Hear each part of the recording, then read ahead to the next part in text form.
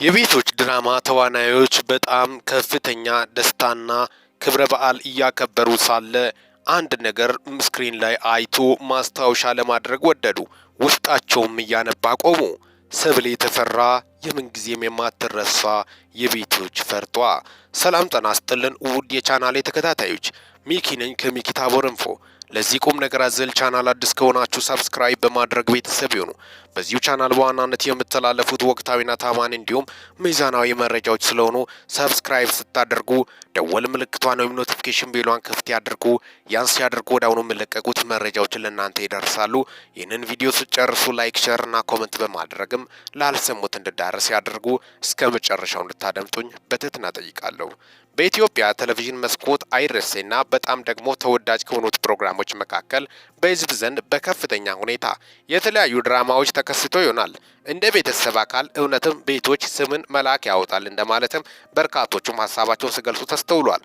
ቤቶች አዝናኝና በጣም ደግሞም እዛ ላይ ስተውኑ የነበሩት በርካታ ፍቅር የሆኑ ሰዎች ነበሩ። ከነዛ መካከል ከቤቶች ትወና መካከል በርካታ ቁጥር ያላቸውን ኢትዮጵያኖች ሲያስደምሙ የነበሩት በተለይ ከቤት ሰራተኛ ገጸ ባህሪ መካከል አንዷ ትርፌ ነበረች። ሌላኛው ደግሞ በወንዱ እከ ወይም ንብረት ገላው። ትርፌ በጣም እጅግና አስደናቂ ገጸ ባህሪ የትወና ብቃት ያላት ብዙ ያልተነገረላት እጅግ አስገራሚ ኢትዮጵያዊት ነበረች። የትወና ብቃት ማን እንደ ትርፌ! ገጸ ባህሪውን እኮ ሙሉ በሙሉ መላበስ ትችላለች።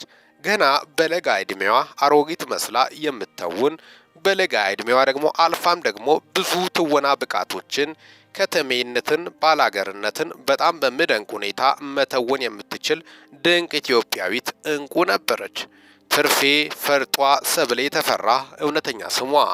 ከሸዋ አፈራው ጋር ከአንድም ሁለቴ ፊልም ተውና በከፍተኛ ሁኔታ በሕዝብ ዘንድ ተወዳጅነት ያገኘች፣ አንዳንዶችን ደግሞ ጓዳ ላይ የነበሩትን የአርት ሙያ ይዞ ጓዳ መቀመጥ የለባቸውም በማለት ወደ ፊት ለፊት ያመጣች ድንቅ ኢትዮጵያዊት እንደሆነችም ታሪኳና እውነታዋ ያስረዳል።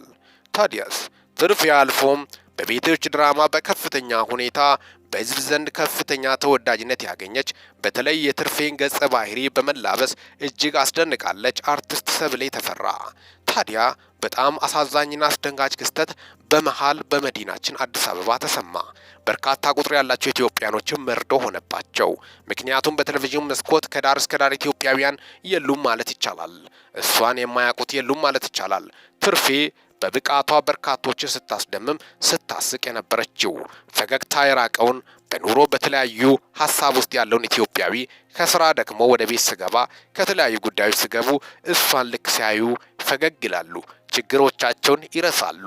ነፃ ኢትዮጵያ ሕዝብን ስታስደስት የነበረችው ትርፌ የምንጊዜም ፈርጧ በጣም በሚያሳዝን ሁኔታ ላትመለስ ሄዳለች መባሉ በርካታ ቁጥር ያላቸው ኢትዮጵያውያን አስደንግጧል። በ2008 ዓመተ ምህረት ህይወቷ ማለፉ በተለይ ይቺ ዓመት ለሷ በጣም የመሰናበቻ ዓመት ነበር። ቤቶች ላይ ትርፌ ላትመለስ ዳግም ተሰናበተች። በርካታ ቁጥር ያላቸው ኢትዮጵያኖችም ሀዘናቸውን ገለጹ።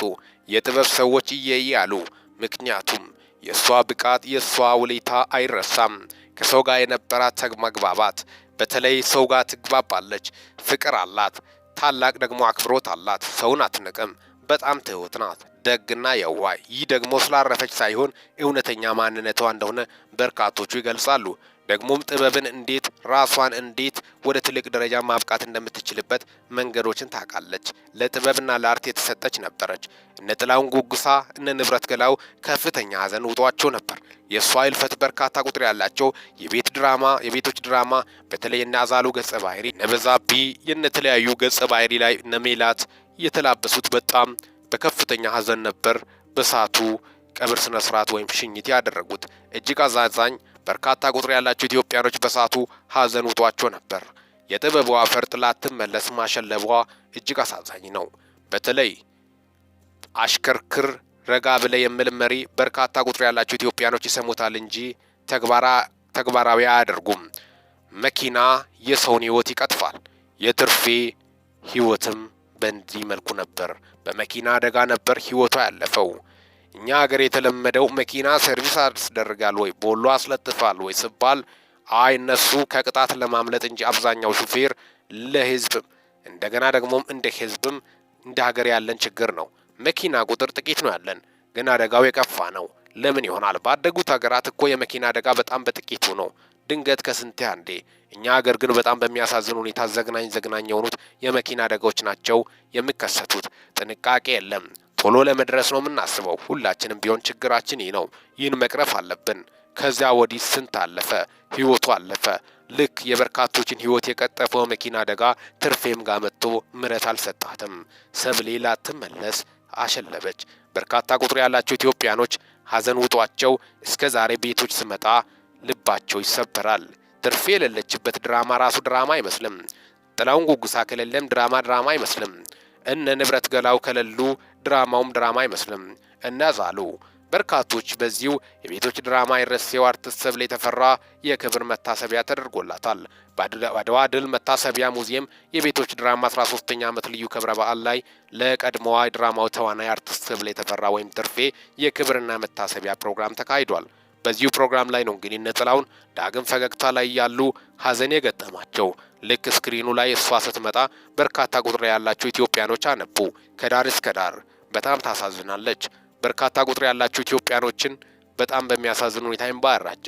ትርፌ ላትመለስ ጨክና ተለየችን፣ ተሰናበተችን እያሉ ነበር ሀዘናቸውን ሲገልጹ የነበሩት።